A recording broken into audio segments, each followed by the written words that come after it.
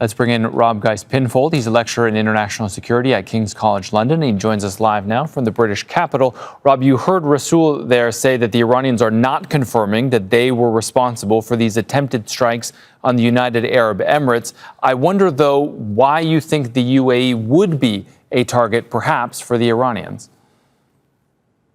Well, simply put, this is the Iranians trying to divide and rule the Gulf states. Now, you've had the UAE say its withdrawal from OPEC recently. You've had it say it was disappointed in the regional response to the Iranian strikes. It seems to be basically sailing its own path, diverging more from the sort of common consensus within the Gulf states. And as it puts its head over the parapet, Iran is trying to strike it down. It's trying to basically force the UAE to back away from its more confrontational stance and basically show that doing so has a price. It's trying to basically elicit a return to form within the Gulf states. So this is part of that ongoing dynamic there. Many people and many states in the Gulf are, of course, very angry with Iran for its indiscriminate and broad attacks on every single Gulf state. But there seems to be a general consensus in most Gulf states that there still needs to be some dialogue with Iran. Iran is not going to go away. The UAE seems to have taken a different calculation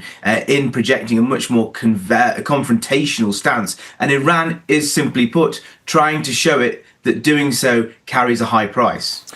Rob, when it comes to these American strikes on Iranian territory, the Iranians said that they were carried out in cooperation with some regional countries. And I wonder, what countries do you think that they're talking about?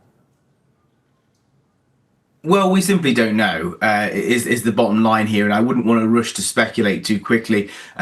It could be Israel. Don't forget that a poll last month showed that over 70% of Israelis want or foresee a return to war, for example. There will, of course, be rumours that this is the UAE, though that will be very, very difficult to verify. And there's, of course, the possibility that the US is simply bluffing and trying to basically project that it has the support of many of its regional allies, when, of course, we know that tensions between the US and the Gulf states remain high. For example, we heard that Kuwait and Saudi Arabia refused to let the US use their airspace, use their territory for so-called Project Freedom. So this demonstrates to you that the US still has a long way to go, not just in terms of getting a deal with Iran, but also in repairing relations with its closest allies, many of whom feel like not only they're second tier in that they lobbied against this war, but then the US still launched it, but also a lack of protection from the US. We saw those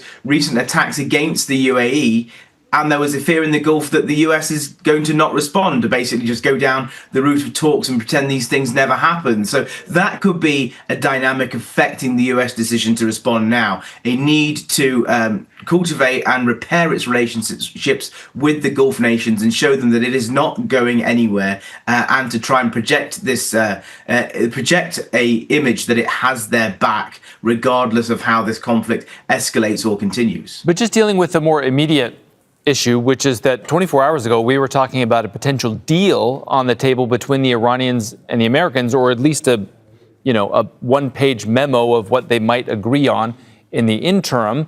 I wonder where that leaves those conversations. I mean, is striking Iran in this way likely to bring them back to the table or to get them to respond to that at all?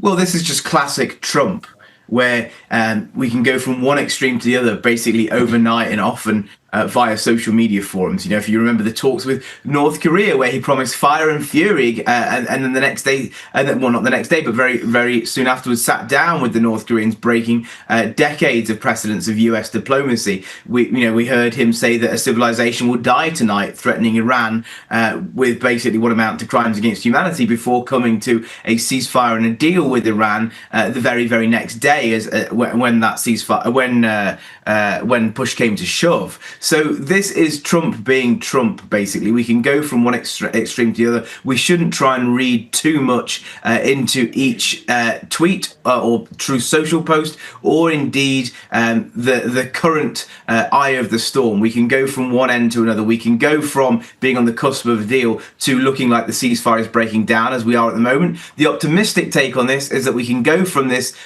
dire precipice where we are right now for the region to somewhere better, significantly quicker than it might appear at the time. One last thing for you, Rob, and I wonder, do you think that a deal can really be made between the United States and Iran while the Israelis continue to bomb Lebanon?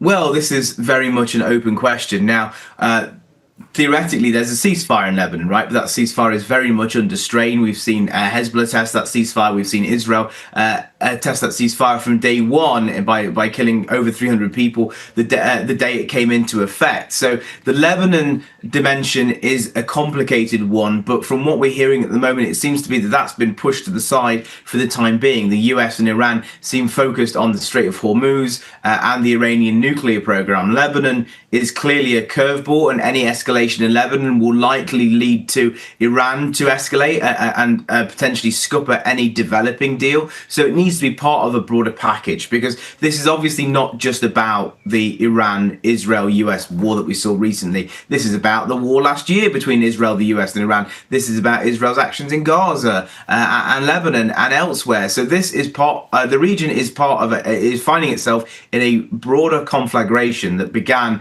several years ago and hasn't ended. We've seen escalation after escalation. So as much as a ceasefire, a prolonged ceasefire and some kind of a deal between the US and Iran would be a good thing, the region can only really start to breathe again. Life can only really go back to normal when we see the war that's been going on in the region, the red lines that have been crossed, when we see a new paradigm where that ends. All right, Rob Geist Pinfold, lecturer in international security at King's College London. We appreciate the analysis and perspective as always. Thank you, sir.